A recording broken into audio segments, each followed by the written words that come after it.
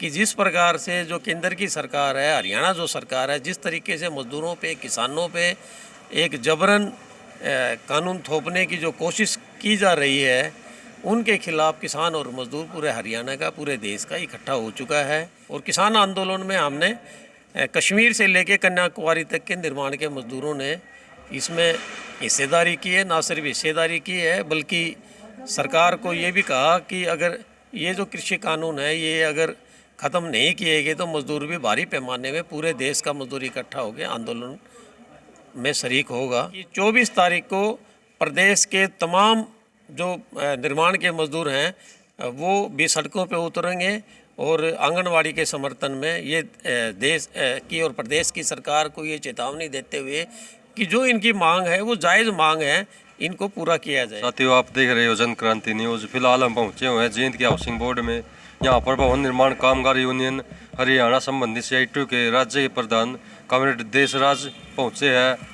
क्या कुछ आज का कार्यक्रम था, क्यों आज यहाँ पर पहुंचे थे, इसके बारे में जानने की कोशिश करेंगे कॉमरेड देशराज से। नमस्कार जी, आज का ये क्या कार्यक्रम था जी? ये मीटिंग बुलाई गई थी, किस मांग मुद्दों को लेकर मीटिंग? हमारा भवन निर्माण कामगार यूनियन हरियाणा का राज्य का सम्मेलन होने जा रहा है जींद के अंदर 4 और 5 मार्च को। इस सम्मेलन को सफल बनाने के लिए हमने स्वागत समिति का गठन करने के लिए मीटिंग बुलाई गई थी और आज ये मीटिंग संपन्न हो गई है। हमने स्वागत समिति का गठन कर दिया है और ये सम्मेलन असल में ये जो सम्मेलन है ये निर्माण मजदूरों का ही नहीं बल्कि किसान और मजदूरों की जो एकता बनी है अभी लगभग 1.5 साल से पूरे देश के अंदर जो किसानों का जो आंदोलन चला हुआ था, उस आंदोलन के बीच में उस किसान और मजदूर की एकता का ये प्रतीक रहेगा। क्योंकि इसको सफल बनाने के लिए आज स्वागत समिति की मीटिंग में किसान जो हमारे जो साथी थे जो इस आंदोलन में जींद जिला में बड़े मुख्य रूप से जिन्होंने भूमिका निभाई थी, तो किसान आंदोलन के लगभग टोल के और किसान आंदोलन के मुखिया जो थे, नेतृत्वकारी जो साथी थे, वो इसमें शरीक हुए हैं। ना सिर्फ शरीक हुए हैं, उन्होंने बल्कि आश्वासन दिया है कि इस सम्मेलन को सफल बनाने के लिए वो गांव-गांव से चंदा इकट्ठा करेंगे, गांव-गांव से जो ज़रूरत की चीज़ें हैं वो इकट्ठा करेंगे और गांव-गांव में मीटिंगें करेंगे और ये बताएंगे कि जिस प्रकार से जो केंद्र की सरकार है, हरियाणा जो सरकार है, जिस तरीके से मजदूरों पे, किसानों पे एक जबरन कानून थोपने की जो कोशिश की जा रही है, उनके खिलाफ किसान और मजदूर पूरे हरियाणा का, पूरे देश का इकट्ठा हो चुका है।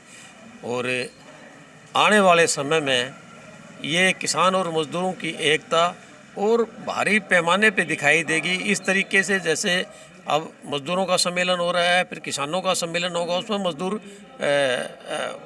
बड़े संख्या में हिस्सेदारी करेंगे, मदद करेंगे।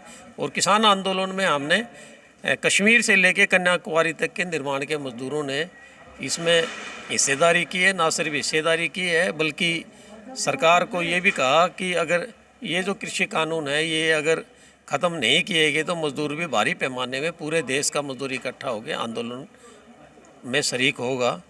और उसी प्रकार से ये जो संबंध बना है मजदूर का और किसान का, वैसे तो सदियों पुराना रहा है, लेकिन जिस प्रकार से मजबूती के साथ एक ये गठजोड़ जो अभी हुआ है, इसको बनाए रखने के लिए इसको ये बना रहेगा, ये हम सरकार को ये दिखाएंगे आने वाले समय में। और विशेषकर जो मजदूर हैं, निर्माण के जो मजदूर हैं, जिस प्रकार से उन्होंने मजदूरों को इकट्ठा करके जिस प्रकार से मजदूर के हक में जो कानून बनवाया था, आज हरियाणा सरकार उसको ख़त्म करने की कगार पे है। इसलिए पूरे हरियाणा का मजदूर 22 लाख के आसपास मजदूर हैं पूरे हरियाणा में, और वो आज परेशान इस बात के लिए कि जो जिस चीज़ के लिए उन्होंने कानून बनाया था, जिन सुविधाओं के लिए कानून बनवाया था और सुविधाएं मिल भी रही थी, लेकिन इन 7 सालों में लगभग सुविधाओं पे कटौती की जा रही है। उनको जो उन्होंने जो बोर्ड का गठन करवाया था, उस बोर्ड के माध्यम से मिलने वाली जो सुविधाएं थी वो अभी मिल नहीं रही है। इसलिए हरियाणा का जो श्रम मंत्री है अनूप धानक जी, तो निर्माण मजदूरों ने फैसला किया है कि 28 और 29 तारीख को उसका घर का घेराव करेंगे, वहीं डेरा डाल के बैठेंगे मजदूर और जवाब मांगेंगे हरियाणा सरकार से कि भाई हरियाणा का इस बोर्ड के अंदर एक भी पैसा नहीं है, ये सारा पैसा मज़दूरों का है, या तो मज़दूर जो 5 रुपये महीने के जमा कराता है वो है, या फिर जहाँ वो कार्य करता है वहाँ से जो सेस इकट्ठा होता है वो पैसा है, उनका पैसा क्यों नहीं बांटा जा रहा। इसलिए ये जो सम्मेलन है 4 और 5 मार्च का, ये हरियाणा प्रदेश का मज़दूरों और किसान की जो एकता का प्रतीक बनेगा। और ये आने वाले समय में आने वाले ये जो पंचायती चुनाव भी होंगे, इसमें भारी पैमाने में देश के और प्रदेश की जो बीजेपी की सरकार है उसके खिलाफ जाके उसके खिलाफ वोट डाल के अपनी एकता का सबूत देगा। आज मीटिंग में एक प्रस्ताव और आंगनबाड़ी हेल्पर वर्करों का 45 दिन से हड़ताल चली हुई है अपनी मांगों को लेकर, उसके समर्थन में भी प्रस्ताव पास हुआ है। लेकिन हरियाणा की सरकार इनकी मांगों का समाधान करने की बजाय इन पर जो केस बनाकर टर्मिनेट के धमकी दे रही है। तो यूनियन का क्या कहना भवन निर्माण? देखो, यूनियन का तो स्पष्ट कहना है कि जो शोषित वर्ग है, जो शोषित लोग हैं, उनका हमेशा समर्थन में यूनियन रहती है। और आज भी पूरे हरियाणा का देखिए आप, 8 तारीख से ये आंदोलन चला हुआ है, लगभग 46 दिन हो गए इस आंदोलन को चले हुए।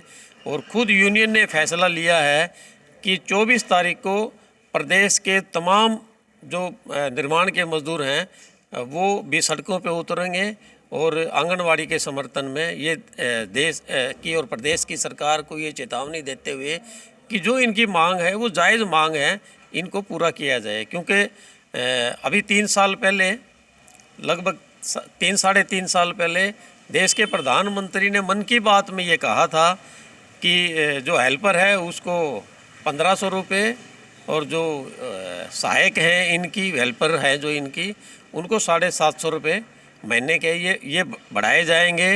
लेकिन हरियाणा की सरकार, सेंटर से आ रहा है पैसा, उसके बावजूद हरियाणा में आंगनवाड़ी वर्करों को, हेल्परों को ये पैसा नहीं दिया जा रहा है।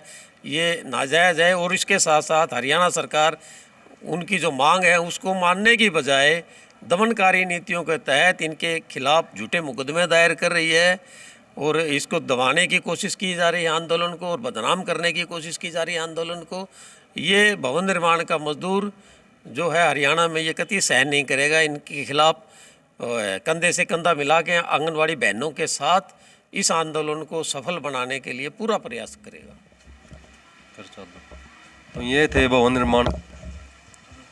भवन निर्माण कामगार यूनियन हरियाणा के राज्य के प्रधान कॉमरेड देशराज थे। इन्होंने डिटेल में बताया कि जो 4-5 मार्च को हरियाणा का राज्य का सम्मेलन यूनियन का होगा, उसके आज कमेटी, जो स्वागत कमेटी है उसका गठन किया गया है।